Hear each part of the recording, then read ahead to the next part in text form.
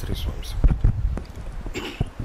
अनंत कोटी ब्रह्मांड नायक राजाधिराज योगीराज श्री स्वामी समर्थ महाराज, तेजोनिती सद्गुरू परमपूज्य मोरेदादा, अखिल भारतीय श्री स्वामी समर्थ गुरुपीठाचे पीठाधीश, प्रातस्मरणीय वंदनीय परमपूज्य गुरुमाऊलींच्या चरणी त्रिवार वंदन. त्याचबरोबर सन्माननीय व्यासपीठावरील सर्वच सन्माननीय माननीय लताताई सोनवणे, आमदार चोपडा विधानसभा,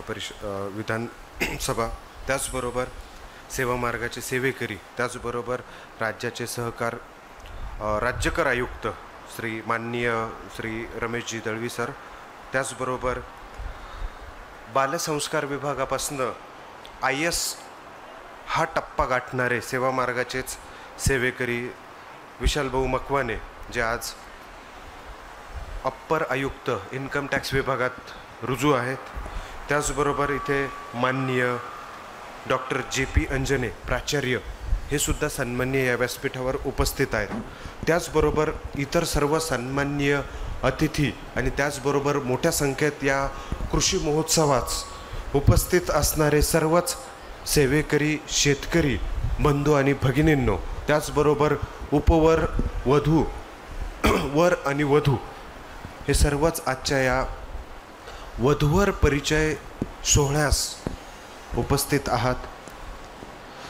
खऱ्या अर्थानं हा श्री स्वामी समर्थ सेवा मार्ग केवळ आध्यात्मिक नसून यामध्ये ज्या पद्धतीत 80% समाजकार्य केलं जात आहेत आणि इतकं मोठ्या प्रमाणात ते केलं जात आहेत आणि ते एवढ्या मोठ्या पातळीवर समाजात फार मोठा बदल घडून आणण्याचं काम या कार्यातनं गेले 70 ते 74 वर्षापासनं सद्गुरू परमपूज्य मोरेदादा, परमपूज्य गुरुमाऊली यांच्या अथक परिश्रमांमुळे आज ते साध्य होताना दिसत आहेत. खऱ्या अर्थानं या कार्याची फार मोठी गरज संपूर्ण राष्ट्राला, नवे विश्वाला गरज पडू भासत आहेत. म्हणून या विश्वातील सर्वच मानव जातीला ज्या ज्या काही गोष्टी लागतात त्या सर्व गोष्टींचा समावेश या स्वामी कार्यामध्ये केला गेलेला आहे. म्हणून त्यातील हे जे काही 18 अभियानं आहे ग्राम आणि नागरी विकास अभियानाचं, त्यातील आजचा हा विवाह संस्कार विभाग समाजामध्ये आज जी परिस्थिती उद्भवलेली आहे, विवाहाच्या संबंधी फार गंभीर प्रश्न विवाहाचा झालेला आहे. त्यातल्या त्यात मुलांच्या विवाहाचे प्रश्न तर दिवसेंदिवस बिकटच होत चाललेला आहे आणि त्यातल्या त्यात शेतकऱ्यांचे मुलाचे विवाह म्हणजे एक फार मोठी समस्या समाजापुढे, राष्ट्रापुढे होऊन बसलेली आहे. म्हणून यासाठी हा सेवा मार्ग नेहमी वेगवेगळ्या प्रकारे उपाययोजना करत आहेत. या सेवा मार्गातनं केले जाणारे सर्वच उपक्रम या राष्ट्रासाठी, या देशासाठी फार महत्त्वाचे आहे. म्हणून राष्ट्रासाठी सर्वसमावेशक कार्य केवळ आपल्या श्री स्वामी समर्थ सेवा मार्गातूनच राबवलं जात आहेत. म्हणून यासाठी सेवा मार्गाचा मूलभूत विभागाने सुरुवात होते, ती म्हणजे बालसंस्कार विभाग. हे सर्व विभाग एकमेकाशी इंटरलिंक आहे, कनेक्टेड आहे. त्यातले त्यात हे जे 5 संस्काराचे विभाग आहेत ते खऱ्या अर्थानं या राष्ट्राचा पायाभरणी, या राष्ट्राची खऱ्या अर्थाने जडणघडणीसाठी खूप महत्त्वाचे आहेत. म्हणून आपल्याला आदरणीय दळवी सरांनी सुद्धा आपल्याला सांगितलं, त्याचबरोबर आदरणीय कुमावत सरांनी सुद्धा आपल्याला इथे सांगितलं मार्गदर्शनात, की हे जे काही संस्काराचं चक्र आहे ते अक्षरशः जसं बायोडायव्हर्सिटी, निसर्गाचं जसं जैवचक्र असतं, अगदी त्या प्रमाणे संस्काराचे सुद्धा एक बायोडायव्हर्सिटी आहे. विवाह संस्कार, त्यानंतर गर्भसंस्कार, त्यानंतर शिशुसंस्कार, शिशुसंस्कारानंतर बालसंस्कार, बालसंस्कारानंतर युवा प्रबोधन, युवा संस्कार. हे जे काही चक्र आहे संस्काराचं, अगदी व्यवस्थितरित्या परमपूज्य गुरुमाऊलींनी हे या सेवा मार्गात हे आखलेलं आहे. समाजाची गरज ओळखून, राष्ट्राची गरज ओळखून हे मांडण्याचा प्रयत्न, ही समाज दुरुस्ती करण्याचं काम या ठिकाणी या सर्व विभागातनं हे केलं जात आहेत. म्हणून आपल्याला हा जो काही फार समाजापुढे असणारा फार गंभीर प्रश्न आहे विवाहाचा, आपण प्रश्नोत्तर विभागातले सेवेकरी ज्या पद्धतीत सांगतात की सर्वात जास्त प्रश्न जे काही त्यांच्या पुढे येतात ते केवळ आणि केवळ विवाहाच्या रिलेटेडच पाहायला मिळतात खूप मोठ्या प्रमाणात. आणि लॉकडाऊन नंतर तर इतकी भर पडलेली आहे, म्हणजे विवाहानंतर डिस्प्यूट म्हणजेच पती पत्नीमधला संघर्ष हा इतक्या मोठ्या प्रमाणात वाढताना दिसतोय. त्यामागे खूप सारी कारणं आहेत, त्यावर परखड प्रकाश केवळ आपल्या मार्गातनं टाकण्यात येत आहेत. म्हणून या सेवा मार्गाचा जो काय हा विवाह संस्कार विभाग आहे, हा विभाग केवळ विवाह जुळवण्यापुरता मर्यादित नाही. या ठिकाणी त्या दाम्पत्यांना विवाहपूर्व समुपदेशन केलं जातं.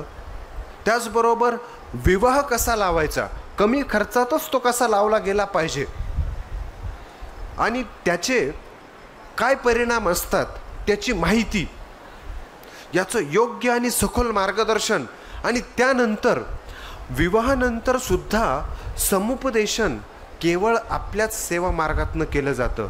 म्हणून हा सेवा मार्गाचा खूप अनोखा उपक्रम आहे, सेवा मार्गाचा विवाह संस्कार. म्हणून आपल्याला या विभागाकडे सर्वच सेवेकऱ्यांनी खूप गांभीर्यानं बघणं हे फार गरजेचं आहे.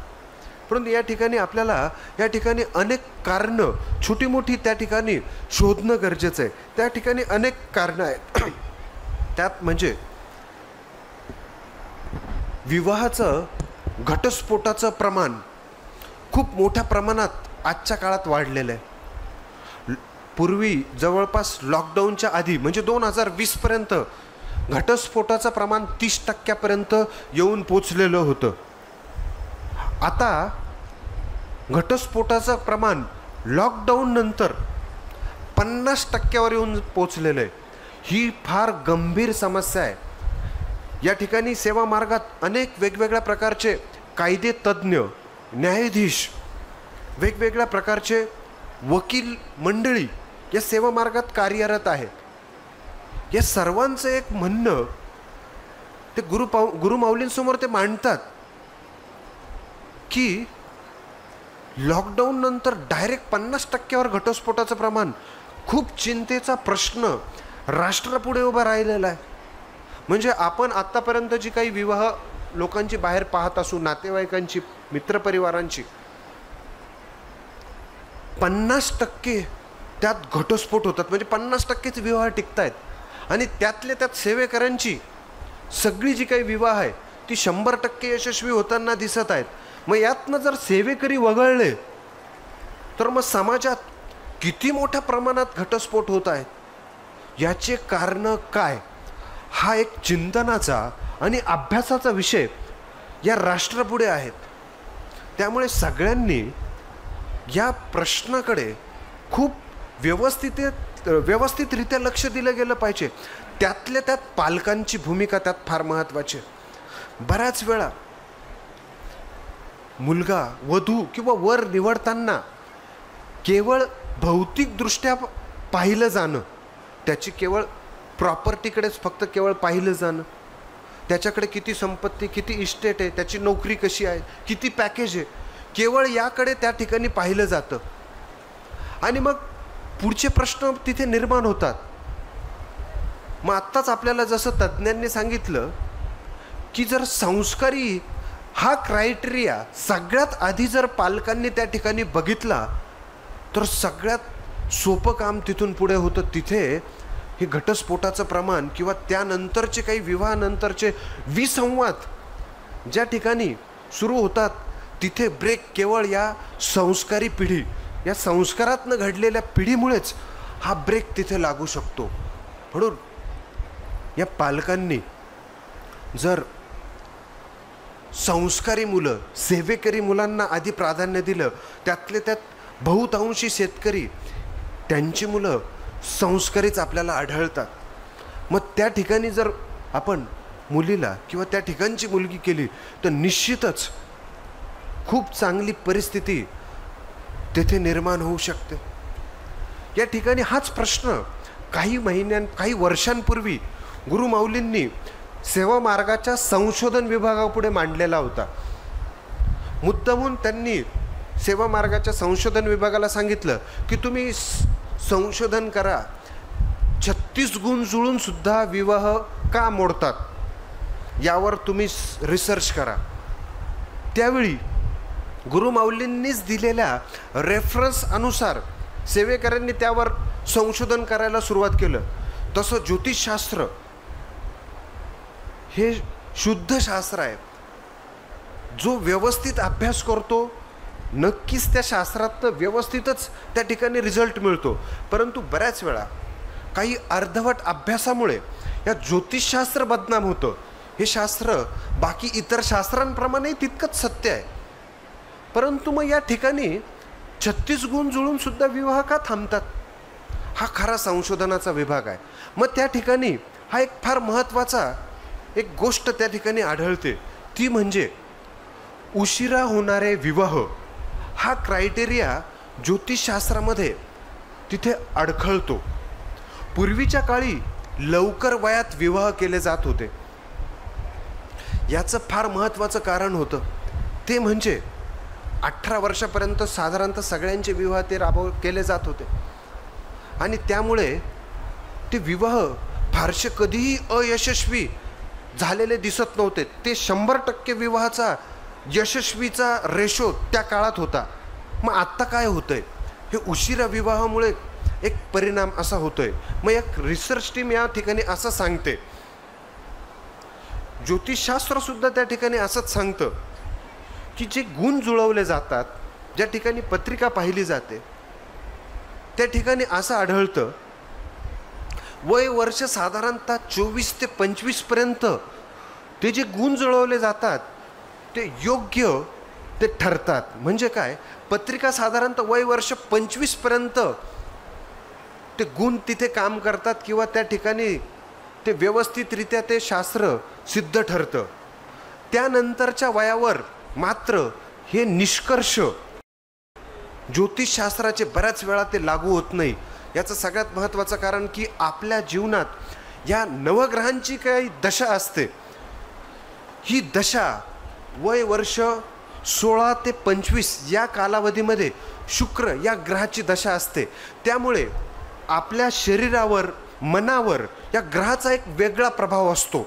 त्यामुळे आपल्या मनात या ग्रहाच्या प्रभावामुळे प्रेमभाव या ठिकाणी निर्माण होत असतो.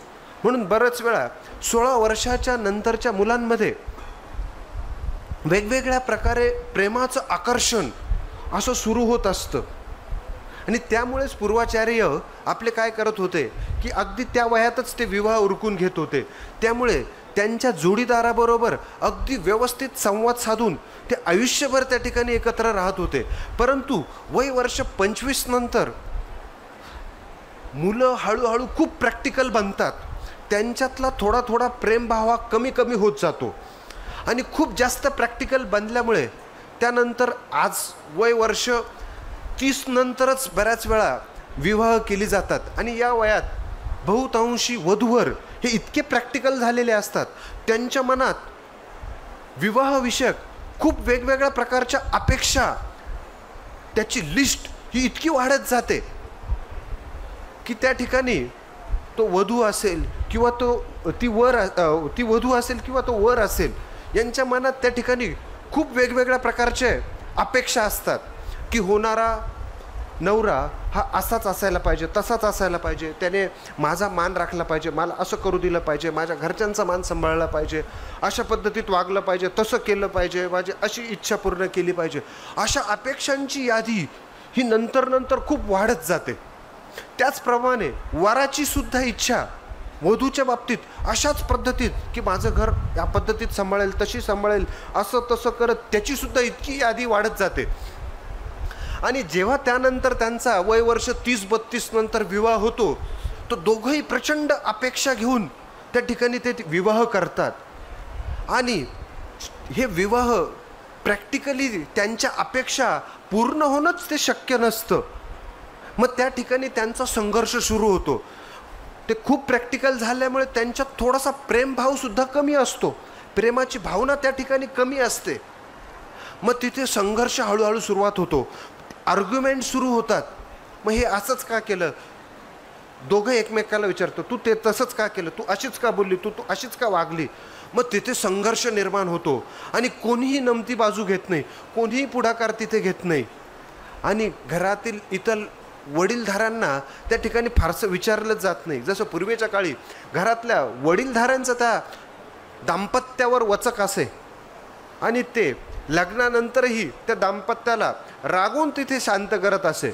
हा प्रकारच आजच्या काळात नसल्यामुळे हे प्रकरणं थेट कोर्टात जाऊन पोचतात आणि मग तिथे सर्व या गोष्टी चालू होतात.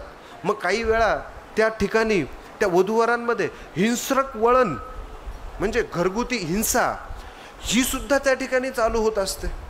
असे अनेक प्रश्न या जास्त उशिरा विवाहामुळे समाजापुढे निर्माण होत आहेत. याचं सगळ्यात महत्त्वाचं कारण काय, करिअर लवकर सेट न होणे हा सगळ्यात मोठा प्रश्न आजच्या पिढीपुढे आहे. मग ते सगळेजण थांबतात, नाही मला सेट व्हायचं आहे, माझं करिअर करायचं आहे. मग तिथे विवाह लेट होत जातो आणि आणखी पुढे हा विवाह प्रश्न पुढच्या आयुष्यात तो गंभीर वळणावर जातो.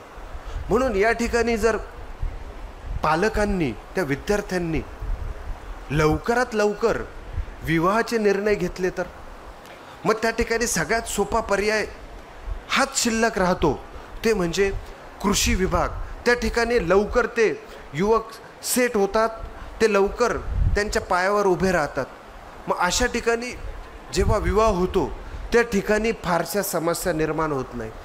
म्हणून हाच सार गुरुमाऊली अनेक वेळा पालकांना समजून सांगत असतात की अशा पद्धतीत जर विवाह केले गेले, लावले गेले, म्हणून शेतकऱ्यांना जर आधी प्राधान्य दिलं गेलं तर निश्चितच त्या ठिकाणी आगामी आयुष्यात जे काही वळणं निर्माण होतात, ज्या काही समस्या निर्माण होतात त्या निर्माणच होणार नाही जर त्या ठिकाणी प्राधान्य शेतकऱ्यांच्या मुलांना जर दिलं तर. म्हणून हा सेवा मार्ग नेहमी या मुलांना, युवकांना पायावर उभं राहण्याकरता स्वयंरोजगार विभागाच्या माध्यमातून युवकांना आधी प्राधान्य शेती आणि शेतीवर आधारित अनेक उद्योग व्यवसाय याचं प्रशिक्षण, मार्गदर्शन आपल्या मार्गातनं दिलं जातं, जेणेकरून हे मुलं लवकर सेट व्हावे म्हणजे त्यांची विवाहसुद्धा लवकर व्हावे. तरच ही विवाहाची जी काही पुढच्या समस्या आज समाजापुढे मोठ्या प्रमाणात निर्माण होताना दिसत आहेत त्या तिथे थांबू शकतील. त्याला हाच एक अंतिम पर्याय आहे. म्हणून या सेवा मार्गानं गुरुमाऊलींनी जे काही क्रम लावलेला आहे, आधी शेती, नंतर व्यापार आणि सगळ्यात शेवटी म्हणजे कनिष्ठ नोकरीला जे काही प्राधान्य दिलेलं आहे ते याच सेटसाठी की विवाह संस्कार, विवाह पद्धती ही सुस्थितीत राहावी, ती व्यवस्थित राहावी, तरच ती व्यवस्थित राहू शकेल. म्हणून कृषी विभागावर सुद्धा फार मोठी जबाबदारी आहे की हा विवाह संस्कार, ही विवाह पद्धती व्यवस्थित राहण्याकरता. म्हणून या ठिकाणी आपल्याला हा जो काही विवाह संस्कार विभाग आहे, या विवाह संस्काराच्या विभागाच्या माध्यमातून हे सगळे समाजाचे फार महत्त्वाचे प्रश्न आपल्याला त्या ठिकाणी मार्गी लावायचे. त्याचबरोबर या ठिकाणी आणखी खूप साऱ्या गोष्टी आहेत विवाह संस्काराच्या संबंधित. आजकाल जी विवाहाची पद्धती आहे निर्माण होत आहेत की प्रचंड खर्च करून, अनाठाई खर्च करून, प्रचंड बडेजाव करून ते विवाह लावणं, ही जी काही पद्धती आहे ही कुठेतरी ती थांबली पाहिजे. कारण त्या ठिकाणी प्रचंड खर्चाची उधळपट्टी आजच्या काळात होताना दिसत आहेत. अनेक वेळा अनेक चित्रपट, टी व्ही क्षेत्रातील किंवा असंख्य मोठमोठ्या लोकांचे विवाह पाहून आपणही सर्वसामान्य लोक अगदी त्या विवाहांची कॉपी करायला बघतो आणि खूप सारा खर्च त्या विवाहांवर करून बसतो. अनाठाई त्या खर्चांमुळे पैशाची तर नासाडी होते, परंतु त्या ठिकाणी व्यवस्थितरित्या जो काही वैदिक विवाह त्या ठिकाणी लागला गेला पाहिजे तो तिथे लागला जात नाही. वेळेवर विवाह न होणं, यामुळे निर्माण होणारे बहुसंख्य प्रश्न हे ते थांबवता येऊ शकतील.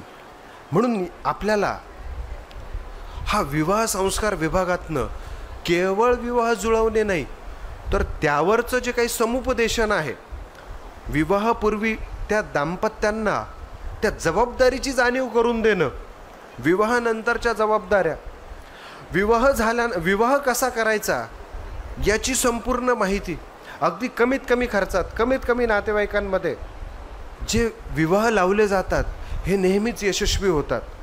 कारण बहुसंख्य वेळा अशी सुद्धा परिस्थिती होते की जेव्हा जास्त गर्दीत विवाह लावला जातो त्या ठिकाणी दृष्टीदोषसुद्धा निर्माण होतो. त्याला एक आध्यात्मिकसुद्धा एक वेगळी बाजू आहे. मग आपण जर कमीत कमी लोकांमध्ये वेळेत पूर्णपणे ते विवाहाचे सर्व विधी यथासांग पद्धतीत लावून तो जर विवाह केला तर निश्चितच त्या दाम्पत्यांना ते पुढील आयुष्य, त्यावर मिळणाऱ्या घरगुती घरातले सर्वांचे आशीर्वाद, त्यांचं जीवन नेहमीच यशस्वी ते वाटचाल करू शकतील. त्यानंतर विवाहानंतर करावयाचं समुपदेशनसुद्धा सेवा मार्गातनं केलं जातं. म्हणून सेवा मार्गातले अनेक ज्येष्ठ सेवेकऱ्यांवर ती एक काउन्सिलिंगची भूमिका या कार्यातनं दिली जाते. कारण विवाहानंतर लगेच काही दिवसानंतर, 8 दिवसानंतरच प्रश्न निर्माण होतात. वादविवाद, विसंवाद, एकमेकाचं न पटणं, घरच्यांशी न पटणं, हे जे काही प्रश्न निर्माण होतात त्यासाठी नेमकं कसं वागायचं, आपली भूमिका काय, घरच्यांशी आदरानं कसं वागायचं, याचं पुन्हा समुपदेशन आणि प्रात्यक्षिक या कार्यातनं, या विभागातनं हे दिलं जातं. म्हणून परिपूर्ण असं समाजासाठी लागणारं विवाह संस्काराची जी भूमिका ही सेवा मार्गातनं दिली जाते. बहुसंख्य विवाह मंडळं आपल्याला या महाराष्ट्रात किंवा देशभरात पाहायला मिळतात. ऑनलाईन विवाह मंडळं असतात, अनेक वेगवेगळ्या प्रकारची समाजांची विवाह मंडळं असतात. ती काय करतात, केवळ बायोडाटा गोळा करून एकमेकांची फक्त विवाह लावली जातात. कुठल्याही प्रकारे मार्गदर्शन नाही, कुठल्याही प्रकारे त्या ठिकाणी अटीशर्ती घातल्या जात नाही. मात्र सेवा मार्गाच्या विवाह संस्कारामध्ये वेगवेगळ्या प्रकारच्या अटीसुद्धा तिथे घातल्या जातात. सगळ्यात महत्त्वाचं म्हणजे कुठल्याही प्रकारचा हुंडा न घेणं, मोठा खर्च करून विवाह न करणं, त्याचबरोबर त्या दाम्पत्यांनी आईवडिलांची राष्ट्राच्या सेवेत त्या ठिकाणी सहभागी होणं, त्या ठिकाणी वचनसुद्धा त्यांना त्या ठिकाणी दिलं जातं की तुम्ही राष्ट्राची, आईवडिलांची सेवा तुमच्याकडनं होत तुम्ही ती कराल, असं वचनसुद्धा दाम्पत्यांना या कार्यातनं दिलं जातं. म्हणून या कार्यातलं, या विवाह संस्कार विभागाचं योगदान या राष्ट्रासाठी, समाजासाठी खूप आगळ्या वेगळ्या पद्धतीचं आहे.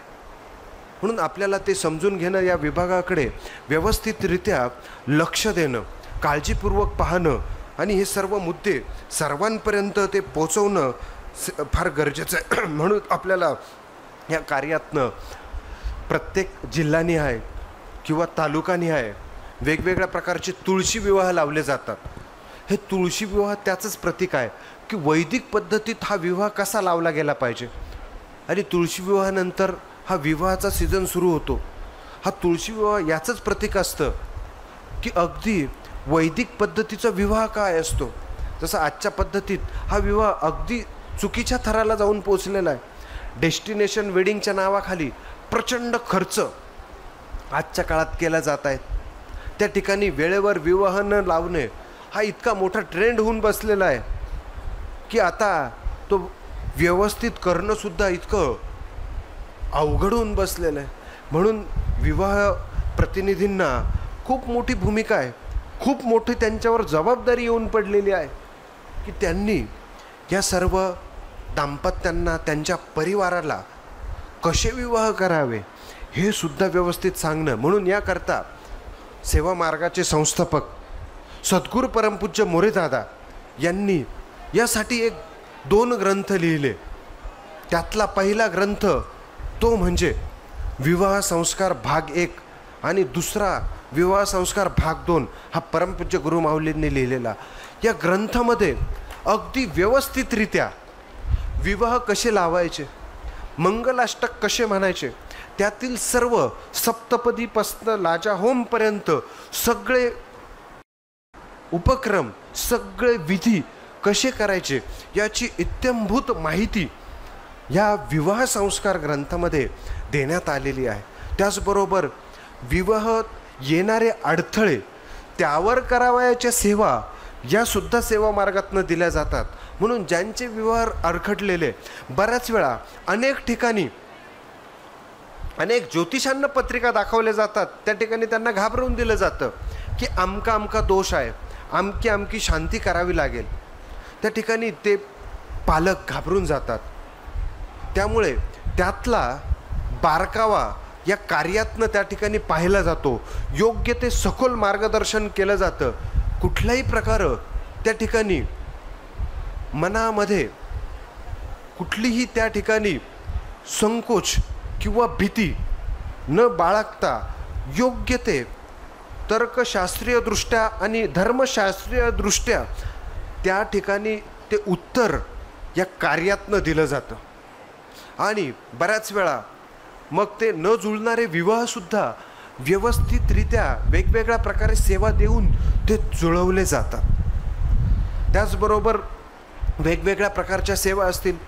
भगवतीची वेगवेगळ्या प्रकारची सेवा आहे, विवाह मंत्राची सेवा आहे, सेवा मार्गाचा विवाह संच आहे, ज्यामध्ये ज्या वधूवरांना अपेक्षित वर मिळत नाही, वधू मिळत नाही, त्या ठिकाणी त्या संचामधनं तो विवाह संस्कार ग्रंथ, त्याचबरोबर नल दमयंती या ग्रंथाचं पारायण, ते केल्यानंतर मिळणारा रिझल्ट, त्याचबरोबर या ग्रंथामध्ये असणारं विवाह सुक्त, त्याचबरोबर विवाह मंत्र, या सर्व वेगवेगळ्या प्रकारच्या सेवा या कार्यातनं त्या वधूवरांच्या पर्यंत त्या दिल्या जातात. विवाह इच्छुक वधूवरांपर्यंत त्या पोचवल्या जातात. त्यामुळे अनेक रखडलेले विवाह या कार्यातनं, या सेवेंमुळे आत्तापर्यंत लावले गेलेले आहे. म्हणून काही हजारोच्या संख्येत आत्तापर्यंत विवाह ते या कार्यातनं लावले गेले आणि ते सर्वच्या सर्व यशस्वी परमपूज्य गुरु माऊलींच्या आशीर्वादामुळे ते झालेले आहे.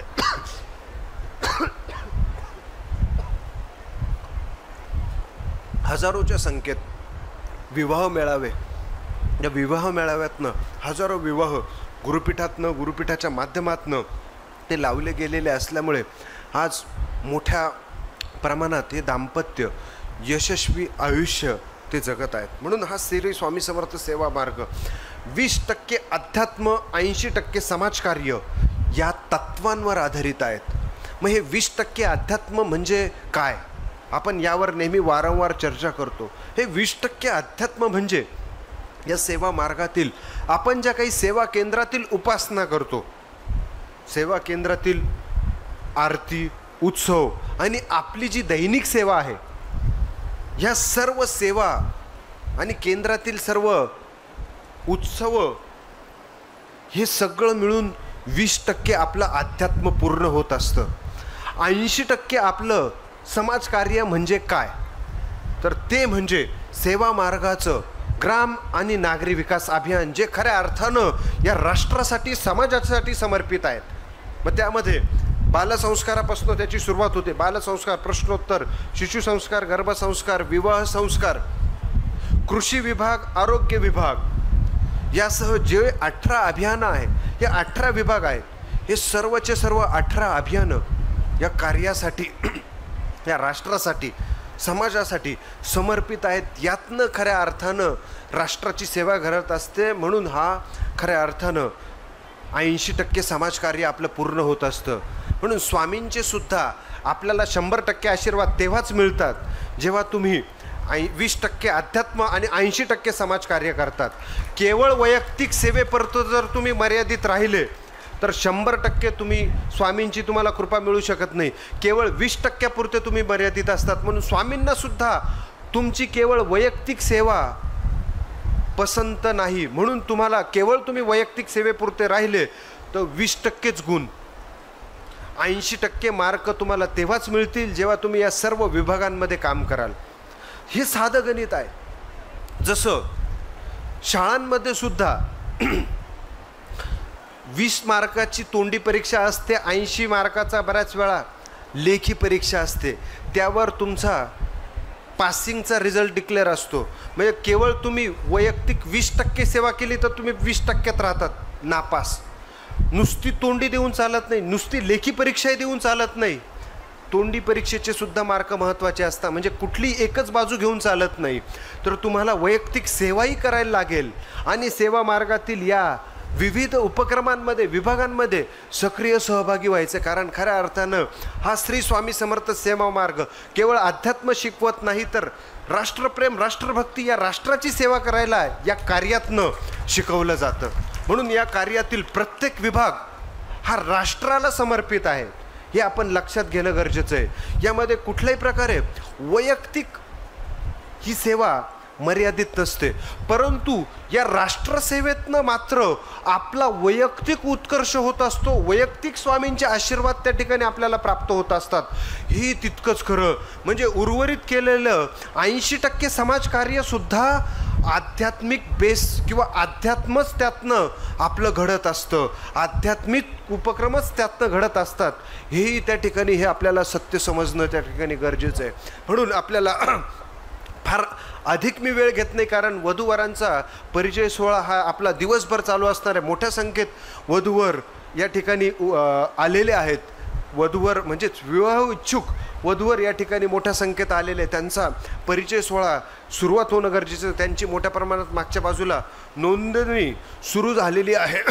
तर मी फार अधिक वेळ घेत नाही, परंतु सर्वच सेवेकरांना कळकळीचं आव्हान आहे की या कार्यातनं केवळ वैयक्तिक सेवा केली जात नाही. जर आपण वैयक्तिक सेवेत जर गुंडाळून बसलो, त्यात अडकून बसलो, 100% स्वामींची कृपा आपल्यावर मिळणार नाही. आपल्याला कुठल्या ना कुठल्या विभागात सेवा मार्गाच्या सक्रिय सहभागी होऊन स्वामींचं कार्य करणं गरजेचं आहे, राष्ट्राची सेवा करणं गरजेचं आहे. तरच 100% स्वामी कृपा आपल्याला प्राप्त होणार आहेत. म्हणून या कार्यातनं खूप वेगवेगळे उपक्रम राबवले जातात. गेल्या 2 महिन्यापासून परमपूज्य गुरुमाऊली मोठ्या प्रमाणात महावृक्ष लागवड अभियान राबवत आहेत. संपूर्ण महाराष्ट्रभर देशभर मोठ्या संख्येत वृक्ष लागवड अभियान सुरू झालेली आहे. तब्बल जवळपास 340 गावांमध्ये मोठ्या प्रमाणात वृक्ष लागवड झाली आहे. त्यात गेल्या महिन्यामध्ये जळगाव नंदुरबार विभागात वृक्ष लागवड अभियानं झाली. मोठ्या संख्येत येथे सेवेकरांनी या वृक्ष लागवड अभियानात सक्रिय सहभाग घेतला. त्याचबरोबर उत्तर महाराष्ट्रासह पश्चिम महाराष्ट्र, मराठवाडा, विदर्भ, कोकण या परिसरात सुद्धा जवळपास 15 लाखापेक्षा जास्त वृक्ष लागवड पूर्ण झालेली आहे. केवळ वृक्ष लागवड नसून त्या ठिकाणी 3 वर्ष त्या झाडांचं संगोपन करायचं आहे. 100% ते झाडं जगवण्याचा प्रयत्न आहे. मग या ठिकाणी या सेवा मार्गातनं केवळ वृक्ष लागवडीचा हा संकल्प नसून या ठिकाणी अनेक हेतू गुरुमाऊली त्या ठिकाणी साध्य करून घेत आहेत. वृक्ष लागवडीच्या निमित्तानं पर्यावरणाचं संवर्धन, ऑक्सिजनची पातळी, प्रदूषण या गोष्टी तर आहेत, परंतु त्याखेरीज या वृक्षांपासनं मिळणारा आपल्याला आरोग्याचे फायदे म्हणजेच त्या वृक्षांचं संवर्धन, वन औषधींचं संवर्धन, भारतीय प्राचीन वृक्षांची लागवड, त्यांचं संवर्धन, त्यांचं संशोधन, वेगवेगळ्या प्रकारे हे वृक्ष आपल्याला कशी कामात येतात. त्याचबरोबर अध्यात्माचं संवर्धनसुद्धा वृक्ष लागवडीतनंच हे केलं जात आहेत. म्हणजे हे वृक्ष लागवड अभियान केवळ पर्यावरणापुरती मर्यादित नसून अनेक पैलू परमपूज्य गुरुमाऊलींनी या वृक्ष लागवड अभियानाला ते जोडलेले की अध्यात्माचं सुद्धा संवर्धन वृक्ष लागवडीतनं केलं जात आहेत. आणि या वृक्ष लागवडीच्या माध्यमातनं सेवेकरी प्रत्येक ग्रामपंचायतीला, प्रत्येक गावाला भेट देऊन वेगवेगळ्या प्रकारे गावं दत्तक घेऊन त्या गावांमध्ये सेवेकरी वृक्ष लागवडीच्या निमित्तानं त्या ठिकाणी ग्राम आणि नागरी विकास अभियान राबवत आहेत. आणि त्या ठिकाणी पुनश्च एकदा सेवा केंद्राचं बीजरोपण, सेवा कार्याचं, स्वामी कार्याचं बीजरोपण करण्याचं सुद्धा कार्य मोठ्या प्रमाणात केलं जात आहेत. जेवढ्या जिल्ह्यात ग्रामपंचायत असतील तेवढ्या ठिकाणी सेवा मार्गाचं केंद्र स्थापित व्हावं याकरता सुद्धा सेवेकरी मोठ्या प्रमाणात करत आहेत. म्हणजे जळगावमध्ये 900 ते 1000 पर्यंत ग्रामपंचायती असू शकतील, तर त्या प्रत्येक या जळगावामध्ये जवळपास 1000 गावांमध्ये सेवा मार्गाचं ग्राम अभियान वृक्ष लागवडीच्या निमित्तानं लावलं गेलं पाहिजे, ते केलं गेलं पाहिजे. आणि त्या ठिकाणी 3 वर्षामध्ये त्या ठिकाणी सेवा मार्गाचं सेवा केंद्रसुद्धा स्थापन, म्हणजेच त्या ठिकाणी सेवा मार्गाचं ग्राम आणि नागरी विकास अभियान प्रत्येक ग्रामपंचायतीने आहे राबवलं गेलं पाहिजे. हा सुद्धा वृक्ष लागवडी मागचा संदेश आहे. आणि या वृक्षांचं महत्त्व आपल्या सगळ्यांनाच ठाऊक आहे की कुठल्याही प्रकारे पाश्चिमात्य झाडं किंवा विदेशी शोभेची झाडं त्याऐवजी भारतीय वृक्षांची लागवड संवर्धन झाली पाहिजे. मग त्यात 24 तास ऑक्सिजन देणारी आणि भारतीय संस्कृतीला प्रिय असणारी 5 महत्त्वाची झाडं, त्या म्हणजे तुळस, वड, पिंपळ, औदुंबर आणि बेल, ही 24 तास ऑक्सिजन देतात.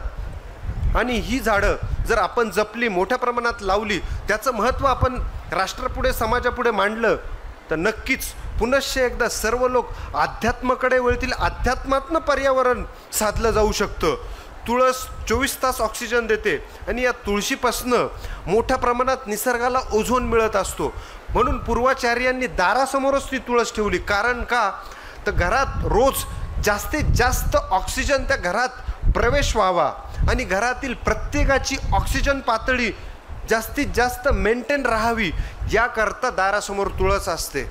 हे सुद्धा या वृक्ष लागवड अभियानातनं मांडलं जात आहेत. कारण आपली भारतीय संस्कृती कशा पद्धतीत वैज्ञानिक दृष्टिकोनातनं परिपूर्ण होती हे वृक्षच नव्या पिढीला समजून सांगणार आहेत. मग त्यात औदुंबर असेल, हा औदुंबर सुद्धा अगदी तसाच की ज्यामध्ये निसर्गानं त्याला अशी क्षमता किमया दिलेली आहे की जो व्यक्ती औदुंबराच्या संपर्कात येतो त्याचे मानसिक आजार बरे होतात. म्हणून आपल्या सेवा केंद्रासमोर असणारा वृक्ष, त्याला जेव्हा आपण प्रदक्षिणा मारतो त्यावेळी आपल्या मनात असणारे सर्व ताणतणाव, अविचार हे त्या औदुंबराच्या संपर्कात आल्या आल्या आपले दूर होतात. आणि शांत चित्तानं आपण त्याचं प्रदक्षिणा मारून स्वामींचं आपण दर्शन घेतो आणि आपल्याला एकाग्र मनानं स्वामींची उपासना करता येऊ शकते. एवढी किमया औदुंबराच्या झाडात आहेत. म्हणून या औदुंबराला देववृक्ष, दत्त महाराजांचं स्थान, वास्तव्य म्हटलं जातं. खऱ्या अर्थानं हा एक आगळं वेगळं निसर्गाचं वरदान असलेला औदुंबर जो 24 तास ऑक्सिजनही देतो आणि वेगवेगळ्या प्रकारे मानसिक आजार बरे करण्याची क्षमता औदुंबरात आहेत. कारण शास्त्रज्ञ त्यावर शोध घेत आहेत की या झाडातनं इलेक्ट्रोमॅग्नेटिक फील्ड जनरेट होतं आणि ते आपल्या मेंदूवर परिणाम करतं. जेव्हा आपण त्या झाडाभोवती प्रदक्षिणा मारतो मेंदूवर त्या परिणाम करतं सकारात्मक. आणि कुठल्याही प्रकारे आपण भ्रमात किंवा आपल्याला मानसिक काही ताण तणाव त्रास असेल तो दूर होतो. म्हणून गुरुमाऊली सांगतात विद्यार्थ्यांना बालसंस्कारच्या, जो विद्यार्थी औदुंबराच्या झाडाखाली अभ्यास करतो तो विद्यार्थी त्याने केलेला अभ्यास पूर्ण लक्षात राहतो. ही औदुंबराच्या झाडाची क्षमता, किमया. म्हणून हे वृक्ष लागवड अभियान हे आगळ्या वेगळ्या पद्धतीत समाजापुढे, राष्ट्रापुढे या वृक्षांचं वैज्ञानिक महत्त्व आणि आध्यात्मिक महत्त्व असणाऱ्या झाडांचं विज्ञान समजून सांगण्याचं काम करत आहेत. त्याच पद्धतीत वड, पिंपळ, बेल हा वैज्ञानिक दृष्टिकोनातनं तेवढाच परिपूर्ण आहे. म्हणून या देवी देवतांना सुद्धा वेगवेगळ्या प्रकारची पानं, फळं, फुलं ही का आवडतात? कारण त्यामागे असणारा शास्त्रीय म्हणजेच वैज्ञानिक दृष्टिकोन हा आपण समजून घेतला पाहिजे. म्हणून यासाठी सेवा मार्गाचं वृक्ष लागवड अभियान खऱ्या अर्थानं अध्यात्माचं संवर्धन अभियानच आहे, हे आपल्याला समजून घेतलं पाहिजे. म्हणून मोठ्या संख्येत सेवेकरी हा उपक्रम गावागावांमध्ये जाऊन राबवत आहेत. अनेक गावं खेडी दत्तक घेऊन ते राबवत आहेत. मी फार अधिक वेळ घेत नाही कारण आपला परिचय सोहळा मेळावा हा उर्वरित त्याचे उपक्रम बाकी असल्यामुळे मी इथेच थांबतो. झालेली सेवा स्वामींच्या आणि गुरुमाऊलींच्या चरणी समर्पित. श्री स्वामी समर्थ.